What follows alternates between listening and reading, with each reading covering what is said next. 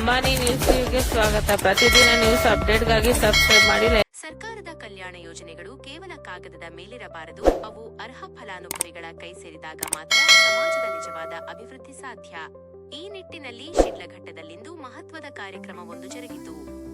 Video ದೃಶ್ಯಾವಳಿ. ಶಾಸಕರು ಮಾತನಾಡುತ್ತಿರುವ ಮತ್ತು ಹೊಲಿಗೆ ಯಂತ್ರ ವಿತರಿಸುತ್ತಿರುವ ದೃಶ್ಯ. ಶಿಡ್ಲಘಟ್ಟ ನಗರದ ಪ್ರವಾಸಿ ಮಂದಿರದಲ್ಲಿ ಶನಿವಾರದಂದು ಡಿ. ದೇವರಾಜ ಅರಸು ಹಿಂದುಳಿದ ವರ್ಗಗಳ ಅಭಿವೃದ್ಧಿ ನಿಗಮದ ವತಿಯಿಂದ ವಿಶೇಷ ಕಾರ್ಯಕ್ರಮವನ್ನು ಆಯೋಜಿಸಲಾಗಿತ್ತು. ಈ ಕಾರ್ಯಕ್ರಮದಲ್ಲಿ ಜೆಡಿಎಸ್ ಶಾಸಕರಾದ ಬಿಎನ್ ರವಿಕುಮಾರ್ ಅವರು ವಿವಿಧ ನಿಗಮಗಳ ಮಂಜೂರಾತಿ ಆದೇಶ ಪತ್ರ ಹಾಗೂ ಹೊಲಿಗೆ ಯಂತ್ರಗಳನ್ನು ಅರ್ಹ ಫಲಾನುಭವಿಗಳಿಗೆ ವಿತರಿಸಿದರು. ನಂತರ ಜನರನ್ನು ಉದ್ದೇಶಿಸಿ ಮಾತನಾಡಿದ ಶಾಸಕರು, ಹಿಂದುಳಿದ ವರ್ಗದ ಜನರು ಆರ್ಥಿಕವಾಗಿ ಸದೃಢರಾಗಬೇಕು ಎಂಬುದು ಸರ್ಕಾರದ ಆಶಯ. ಯುವಕರು ಮತ್ತು ಮಹಿಳೆಯರು ಸ್ವಯಂ ಉದ್ಯೋಗದ ಮೂಲಕ ಸ್ವಾವಲಂಬಿಗಳಾಗಬೇಕು. ಅಧಿಕಾರಿಗಳು ಮತ್ತು ಜನಪ್ರತಿನಿಧಿಗಳು ಸರ್ಕಾರದ ಯೋಜನೆಗಳ ಬಗ್ಗೆ ಜನರಿಗೆ ಸರಿಯಾದ ಮಾಹಿತಿ ನೀಡಿ ಅರ್ಹರಿಗೆ ಸೌಲಭ್ಯ ತಲುಪುವಂತೆ ನೋಡಿಕೊಳ್ಳಬೇಕು ಎಂದು ಕರೆ ನೀಡಿದರು. ಕಾರ್ಯಕ್ರಮದಲ್ಲಿ ಕಾರ್ಯನಿರ್ವಾಹಕ ಅಧಿಕಾರಿ ಆರ್. ಹೇಮಾವತಿ ಮಾತನಾಡಿ, ನಿಗಮದ ಮೂಲಕ ಶಿಕ್ಷಣ, ಉದ್ಯೋಗ ಮತ್ತು ವಸತಿ ಕ್ಷೇತ್ರಗಳಲ್ಲಿ ನೀಡಲಾಗುತ್ತಿರುವ ಸಹಾಯಧನ ಮತ್ತು ಸಾಲ ಸೌಲಭ್ಯಗಳ ಬಗ್ಗೆ ಸವಿಸ್ತಾರವಾಗಿ ವಿವರಿಸಿದರು. ಈ ಸಂದರ್ಭದಲ್ಲಿ ಸ್ಥಳೀಯ ಮುಖಂಡರಾದ ಮೇಲೂರು ಮಂಜುನಾಥ್, ಬಂಕ್ ಮುನಿಯಪ್ಪ, ರಾಮಣ್ಣ, ಗಂಜಗುಂಟೆ ಮೂರ್ತಿ ಹಾಗೂ ಅಭಿವೃದ್ಧಿ ಅಧಿಕಾರಿ ಭೀಮಪ್ಪ ಸೇರಿದಂತೆ ಹಲವು ಗಣ್ಯರು ಉಪಸ್ಥಿತರಿದ್ದರು. ನಿರಂತರ ಸುದ್ದಿಗಳಿಗಾಗಿ ನೋಡ್ತಾ ಇರಿ ಅಂಬಾನಿ ನ್ಯೂಸ್ ಟಿವಿ. ಶಿಡ್ಲಘಟ್ಟ ವರದಿ ಮಾನಸ್. ಸ್ವಯಂ ಉದ್ಯೋಗ ಅನ್ನೋ ಒಂದು ಯೋಜನೆ ಅಡಿಯಲ್ಲಿ ಮಹಿಳೆಯರು 15 ಜನ, ಪುರುಷರು 7 ಜನ, ಒಟ್ಟು 22 ಜನಕ್ಕೆ ಇವತ್ತು ಸ್ವಯಂ ಉದ್ಯೋಗ ಯೋಜನೆಯಲ್ಲಿ 1 ಲಕ್ಷ ಲೋನನ್ನು ವಿತರಣೆಯನ್ನು ಮಾಡ್ತಾ ಇದ್ದಾರೆ. ಅದೇ ರೀತಿ ಒಕ್ಕಲಿಗರ ಅಭಿವೃದ್ಧಿ ಸ್ವಯಂ ಉದ್ಯೋಗದಲ್ಲಿ ಮಹಿಳೆಯರಿಗೆ 11 ಮತ್ತು ಪುರುಷರಿಗೆ 4, ಆ ಒಂದು ನಿಗಮದಲ್ಲಿ 15 ಜನಕ್ಕೆ ಇವತ್ತು ಫಲಾನುಭವಿಗಳನ್ನ ಆಯ್ಕೆ ಮಾಡಿ ಕೊಡ್ತಕ್ಕಂಥ ಕೆಲಸ ಇವತ್ತು ಮಾಡ್ತಾರೆ. ಮತ್ತು ಡಾಕ್ಟರ್ ಬಿ. ಆರ್. ಅಂಬೇಡ್ಕರ್ ಅಭಿವೃದ್ಧಿ ನಿಗಮದಲ್ಲಿ ಗಂಗಾ ಕಲ್ಯಾಣ ಯೋಜನೆಯಲ್ಲಿ 8 ಜನ ಮತ್ತು ಆದಿ ಜಾಂಬವ ಅಂದರೆ SC ಲೆಫ್ಟ್ ಸಮುದಾಯದವರಿಗೆ 11 ಮತ್ತು ವಿಶ್ವಕರ್ಮ ಅಭಿವೃದ್ಧಿ ನಿಗಮದಲ್ಲಿ 2 ಮತ್ತು ಇದು ವೆಹಿಕಲ್ 2 ಕಾರ್ಯಕ್ರಮ ಇವತ್ತು ನಮ್ಮ ಶಿಡ್ಲಘಟ್ಟದಲ್ಲಿ ಆಯಾ ಇಲಾಖೆ ಅಧಿಕಾರಿಗಳು ಮತ್ತು ಫಲಾನುಭವಿಗಳು ಎಲ್ಲರೂ ಇವತ್ತಿಗೆ ಬಂದು ಈ ಒಂದು ಸರ್ಕಾರದಿಂದ ಬರ್ತಕ್ಕಂಥದ್ದು, ಈ ರಾಜ್ಯದ ಜನಸಾಮಾನ್ಯರು ಕಟ್ಟಂಥ ತೆರಿಗೆ ಹಣದಿಂದ ಕೊಡ್ತಕ್ಕಂಥ ಯೋಜನೆಗಳನ್ನ ನೇರವಾಗಿ ಜನಕ್ಕೆ ತಲುಪಿಸಬೇಕು ಅನ್ನೋ ಉದ್ದೇಶದಿಂದ ಇವತ್ತು ಈ ಕಾರ್ಯಕ್ರಮವನ್ನು ನಾವು ಮಾಡ್ತಾ ಇದ್ದೀವಿ. ಒಟ್ಟಾರೆ ಇವತ್ತು ಶಿಡ್ಲಘಟ್ಟ ವಿಧಾನಸಭಾ ಕ್ಷೇತ್ರದ ಸ್ವಾಭಿಮಾನ ಮತದಾರರು ನಮಗೆ ಅಧಿಕಾರ ಕೊಟ್ಟಂಥ ಸಂದರ್ಭದಲ್ಲಿ ನಾವು ಈ ಕ್ಷೇತ್ರದಲ್ಲಿ 34 ತಿಂಗಳ ಅಧಿಕಾರ ಅವಧಿಯಲ್ಲಿ ಪ್ರಾಮಾಣಿಕತೆಯಿಂದ ಸಂಬಂಧಪಟ್ಟಂಥ ಎಲ್ಲ ಇಲಾಖೆ ಅಧಿಕಾರಿಗಳಿಗೆ ಕರೆಸಿ ಇವತ್ತು ಸರ್ಕಾರದಿಂದ ಬರ್ತಕ್ಕಂಥ ಯೋಜನೆ ಆಗ್ಬೋದು, ಅಭಿವೃದ್ಧಿ ಬರ್ತಕ್ಕಂಥ ಕೆಲಸಗಳಾಗ್ಬೋದು, ಇದರಲ್ಲಿ ಯಾವುದೇ ಮಿಸ್ಆಪ್ರೇಟ್ ಆಗಬಾರ್ದು ಅನ್ನೋ ಒಂದು ಸೂಚನೆಯನ್ನು ಕೊಟ್ಟು ಇವತ್ತೆಲ್ಲರಿಗೂ ಇವತ್ತು ನಾವು ಸಂವಿಧಾನ ಅಡಿಯಲ್ಲಿ ನಾವು ಕೆಲಸ ಮಾಡ್ತಾ ಇದ್ದೀವಿ. ಇವತ್ತು ನಮ್ಮ ಕ್ಷೇತ್ರದಲ್ಲಿ ನಾವು ಚುನಾವಣೆ ಸಂದರ್ಭದಲ್ಲಿ ನೋಡಿದಂಥ ಸಂದರ್ಭದಲ್ಲಿ ಇವತ್ತು ನಮ್ಮ ಕ್ಷೇತ್ರದಲ್ಲಿ ಆರ್ಥಿಕವಾಗಿ ಮತ್ತು ಶೈಕ್ಷಣಿಕವಾಗಿ ಭಾಳಷ್ಟು ಹಿಂದುಳಿದಿರ್ತಕ್ಕಂಥ ಕುಟುಂಬಗಳನ್ನ ಗಮನಿಸಿ ನಾವು ಈ ಕ್ಷೇತ್ರದಲ್ಲಿ ಶಿಕ್ಷಣ ಮತ್ತು ಆರೋಗ್ಯಕ್ಕೆ ಹೆಚ್ಚಿನ ಒತ್ತನ್ನು ಕೊಟ್ಕೊಂಡು ಬರ್ತಾ ಇದ್ದೀವಿ. ಈ ಒಂದು ನನ್ನ ಒಂದು ಅಧಿಕಾರ ಅವಧಿಯಲ್ಲಿ ಇನ್ನು ಮುಂದೆ ಇರ್ತಕ್ಕಂಥ ವರ್ಷಗಳಲ್ಲಿ ಬರ್ತಕ್ಕಂಥ ಯೋಜನೆಗಳನ್ನ ಎಲ್ಲ ಇಲಾಖೆ ಅಧಿಕಾರಿಗಳು ಸೂಕ್ತವಾಗಿ ಫಲಾನುಭವಿಗಳನ್ನ ಆಯ್ಕೆ ಮಾಡಿ ಕೊಡ್ತಕ್ಕಂಥ ಕೆಲಸ ಮಾಡಬೇಕಂತ ಈ ಸಂದರ್ಭದಲ್ಲಿ ಹೇಳ್ತಾ, ಇವತ್ತು ನಮ್ಮ ಈ ಒಂದು ಕಾರ್ಯಕ್ರಮದಲ್ಲಿ ನಮ್ಮ ತಾಲೂಕು ಪಂಚಾಯತ್ ಯುವರಾದ ನಮ್ಮ ಹೇಮಾವತಿ ಮೇಡಮ್ನವರು ಮತ್ತು ನಮ್ಮ ಹಿರಿಯರು ಮುನಿಯಪ್ಪನವರು, ರಾಮಣ್ಣವರು, ನಮ್ಮ ಜಾಗೃತಿ ಸಮಿತಿ ಸದಸ್ಯರು ಮಂಜಣ್ಣವರು, ನಮ್ಮ ಗಂಜುಗುಂಟೆ ಅಧ್ಯಕ್ಷರಾದಂಥ ಮೂರ್ತಯ್ಯನವರು, ನಮ್ಮ ಎಲ್ಲ ಈ ಭಾಗದ ಮುಖಂಡರುಗಳು ಹಾಗೂ ವಿಶೇಷವಾಗಿ ನಗರಸಭೆ ಸದಸ್ಯರು ಈ ಕಾರ್ಯಕ್ರಮದಲ್ಲಿ ಭಾಗವಹಿಸಿರ್ತಕ್ಕಂಥ ಎಲ್ಲ ನನ್ನ ಅಕ್ಕ ತಾಯಂದಿರು ಮತ್ತು ನಮ್ಮ ಸ್ನೇಹಿತರಿಗೆ ಈ ಸಂದರ್ಭದಲ್ಲಿ ನಾನು ಧನ್ಯವಾದ ನೀಡ್ತಾ ನನ್ನ ಮಾತನ್ನು ಮುಗಿಸ್ತಾ ಇದ್ದೀನಿ. ಸಬ್ಸಿಡಿ ಮುಖಾಂತರ ಪಡ್ಕೊಳ್ಳಿಕ್ಕೆ ನಮ್ಮ ಇಲಾಖೆಗಳಿಗೆ, ನಮ್ಮ ಲೈನ್ ಡಿಪಾರ್ಟ್ಮೆಂಟ್ಗೆ ಸಾಕಷ್ಟು ಅರ್ಜಿಗಳು ಬಂದಿರುತ್ತೆ. ಅರ್ಜಿಗಳನ್ನೆಲ್ಲ ಅವರು ಪರಿಶೀಲನೆ ಮಾಡಿ ಸ್ಕ್ರೂಟಿನಿ ಮಾಡಿ ವಿವಿಧ ಮಾನದಂಡಗಳ ಆಧಾರದ ಮೇಲೆ ಕೆಲವು ಅರ್ಹ ಫಲಾನುಭವಿಗಳನ್ನ ಆಯ್ಕೆ ಮಾಡಿದ್ದಾರೆ ಅಂತಂದ್ರೆ ಅದರ ಒಂದು ಏನು ಪ್ರಾಮುಖ್ಯತೆ ನಿಮಗೆಲ್ಲ ಗೊತ್ತಿರಬೇಕು. ಇವತ್ತು ಅಷ್ಟು ಜನರನ್ನು ನೀವು ಹಿಂದಕ್ಕೆ ಇವತ್ತು ಬಂದು ಈ ವೇದಿಕೆ ಮುಖಾಂತರ ಈ ಒಂದು ಸೌಲಭ್ಯವನ್ನು ನೀವು ಪಡ್ಕೊಂಡಿದ್ದೀರಾ ಅಂತಂದ್ರೆ ನೀವೆಲ್ಲ ಅದೃಷ್ಟವಂತರೇ ಸರಿ. ತಮಗೆಲ್ಲರೂ ಏನು ಒಂದು ಮನವಿ ಅಂತಂದ್ರೆ ನೀವು ಒಂದು ಜೀವನ ರೂಪಿಸ್ಕೊಳ್ಳಿ, ನೀವು ಆರ್ಥಿಕವಾಗಿ ಸಬಲರಾಗಿ ನಿಮ್ಮ ಜೀವನವನ್ನು ನೀವು ರೂಪಿಸ್ಕೊಂಡು ಯಾರಿಗೆ ಒಂದು ಹೊರೆ ಆಗ್ತೀರಾ, ನಿಮ್ಮ ಜೀವನವನ್ನು ನೀವು ರೂಪಿಸ್ಕೊಬೇಕು ಅನ್ನೋ ಒಂದು ಉದ್ದೇಶದಿಂದ ಇವತ್ತು ಇದೇನು ವಿವಿಧ ಪರಿಕರಗಳನ್ನ ನೀವು ಕೊಟ್ಟಿದ್ದೀವಿ, ನೀವೇ ಅದನ್ನ ಸದುಪಯೋಗ ಪಡಿಸ್ಕೊಳ್ಳಿ. ಯಾವುದೇ ರೀತಿಯ ಒಂದು ಏನೋ ಬೇರೆಯವರಿಗೆ ಕೊಡೋದು ಅಥವಾ ಅದನ್ನು ಹಾಗೆ ಬಿಟ್ಕೊಡೋದು, ಕಡಿಮೆ ದುಡ್ಡಿಗೆ ಮಾರಾಟ ಮಾಡ್ಕೊಳ್ಳೋದು, ಈ ರೀತಿ ಒಂದು ಚಟುವಟಿಕೆಯಲ್ಲಿ ತೊಡ್ಕೊಳ್ಬೇಡಿ ಅಂತ ಹೇಳ್ತಾ ಇಷ್ಟೊಂದು ಅನೇಕ ಜನಕ್ಕೆ ಇವತ್ತು ಮೊನ್ನೆ 2 ಬ್ಯಾಚ್ ವಿತರಣೆ ಆಗಿತ್ತು. ಇವತ್ತೊಂದು ಬ್ಯಾಚ್ ಕೊಡ್ತಾ ಇದ್ದೀವಿ.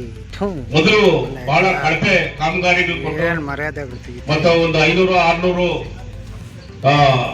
ಅಂತರದಲ್ಲಿ ಬೋರ್ ಹೊಡೆದು 1,200 ತರ ಬಿಲ್ಲು ಮಾಡ್ಕೊಂಡು ಕಡಿಮೆ ಕಾಮಗಾರಿಗಳು ಕೊಟ್ಟು ಅನೇಕ ಜನ ಮೋಸ ಮಾಡಿ ಇವತ್ತು ಅನೇಕ ಜನ ಮೋಸ ಹೋಗಿದ್ದಾರೆ.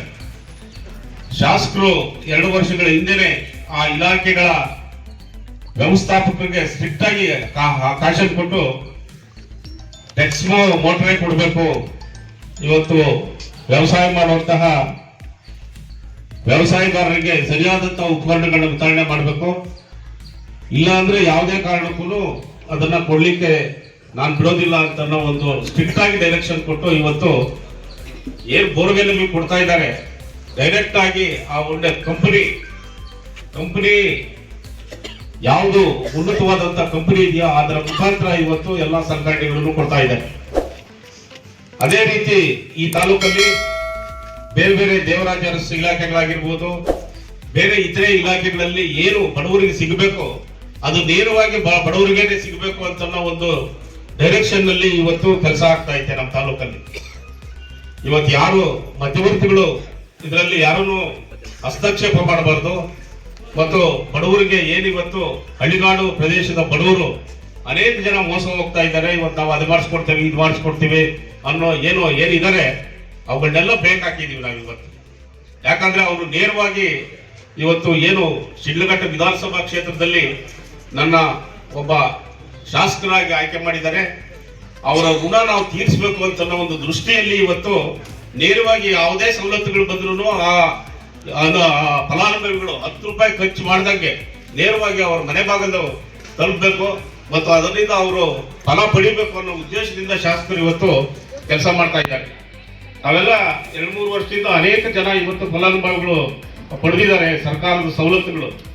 ತಾವೆಲ್ಲರೂ ಅರ್ಥ ಮಾಡ್ಕೋಬೇಕು. ಇವತ್ತು 40 ವರ್ಷಗಳಲ್ಲಿ ಅನೇಕ ಜನ ಮೋಸ ಹೋಗಿದ್ದಾರೆ. ಇನ್ಕ್ಲೂಡಿಂಗ್ ನಾನು ಬೋರ್ವೆಲ್ ಹಾಕ್ಸಿ ನಾನು ಮೋಸ ಹೋಗಿದ್ದೀನಿ. ನಮ್ದು 750 ಅಡಿ ಹೊಡೆದು 1,200 ರೂಪಾಯಿ ಅಡಿಗೆ ಬಿಲ್ ಮಾಡಿದ್ರು. ಈ ತರ ನನ್ನಂತವರು ಸಾವಿರಾರು ಜನ ಇವತ್ತು ಮೋಸ ಹೋಗಿದ್ದಾರೆ.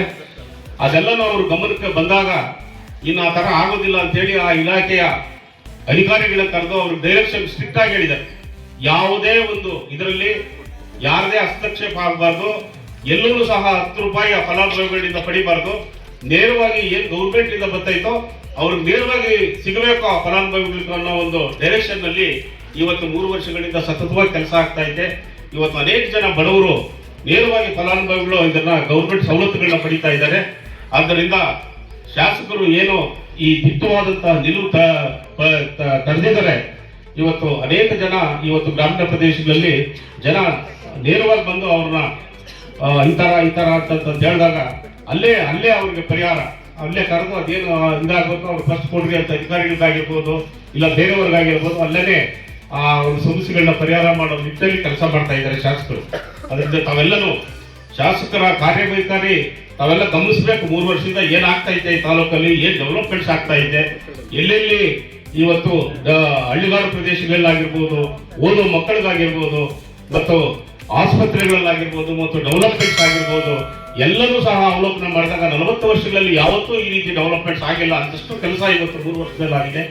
ಅದರಿಂದ ಅವ್ರು ಏನು ಇವತ್ತು ಕಾರ್ಯವೈಖರಿ ನಾವೆಲ್ಲ ಶ್ಲಾಘ್ಯ ಮಾಡಬೇಕು ಮತ್ತು ಮುಂದೆ ಅವರು ಒಳ್ಳೆ ರೀತಿಯಾಗಿ ಕೆಲಸ ಮಾಡಲಿಕ್ಕೆ ನಾವೆಲ್ಲ ಅನುವು ಮಾಡಿಕೊಡ್ಬೇಕು ಅಂತ ಹೇಳಿ ಇವತ್ತೇನು ಫಲಾನುಭವಿಗಳಿಗೆ ವಿತರಣೆ ಕಾರ್ಯಕ್ರಮದಲ್ಲಿ ಅವರೇ ನೇರವಾಗಿ ಬೆಳಿಗ್ಗೆ ನಾವು ಎಲ್ಲರನ್ನೂ ಸೇರಿಸಿ ಡೈರೆಕ್ಷನ್ ಕೊಟ್ಟು ಇವತ್ತು ಕೊಡಬೇಕು ಅಂತ ಅನ್ನೋ ಒಂದು ಡೈರೆಕ್ಷನ್ ನಲ್ಲಿ ಅಧಿಕಾರಿಗಳಿಗೆ ಆದೇಶ ಕೊಟ್ಟಿದ್ರು. ಅದೇ ರೀತಿ ಇವತ್ತು ಕಾರ್ಯಕ್ರಮ ನಡೀತಾ ಇದೆ. ಅದರಿಂದ ತಾವೆಲ್ಲರೂ ಜಾವರಳ್ಳಿ, ಆದಮ್ಮ ಕೋಮ್ ನಾರಪ್ಪ ಬಶೆಟ್ಟಹಳ್ಳಿ, ಆದಮ್ಮ ಕೋಮ್ ನಾರಪ್ಪ ಬಶೆಟ್ಟಹಳ್ಳಿ, ಅಶ್ವಥ್ ನಾರಾಯಣ್ ಕೋಮ್ ಮುನಿಲಕ್ಷ್ಮಯ್ಯ ಜಂಗಂಕೋಟೆ, ರಾಜಶೇಖರ್ ತಂದೆ ಕೃಷ್ಣಮೂರ್ತಿ ಮೇಲೂರು, ಮಂಜುಳಾ ಕೋಮ್ ಬಾಬು. ಆಯ್ತು.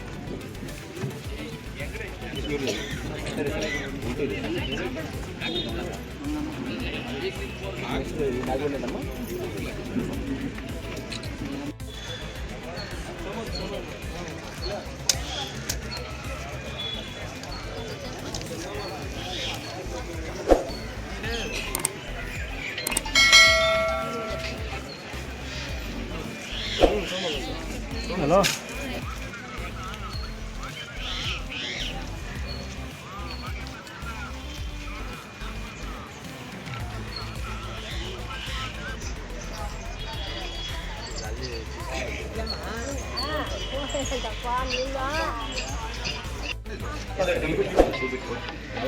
ಹರೀಶ್ ಕೆವಿ ತಂದೆ ವೀರಣ್ಣ ಕಂಬದಳ್ಳಿ,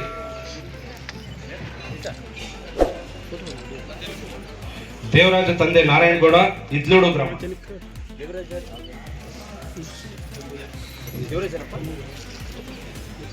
ರಶ್ಮಿ ಗಂಡ ಅಭಿಲಾಷ್ ಬೋದ್ಗೂರು, ಕಳ್ಳಿ,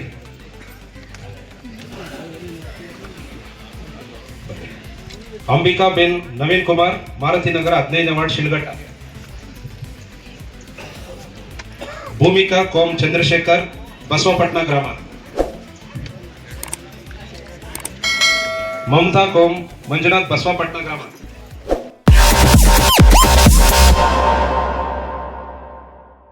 Subscribe to my channel.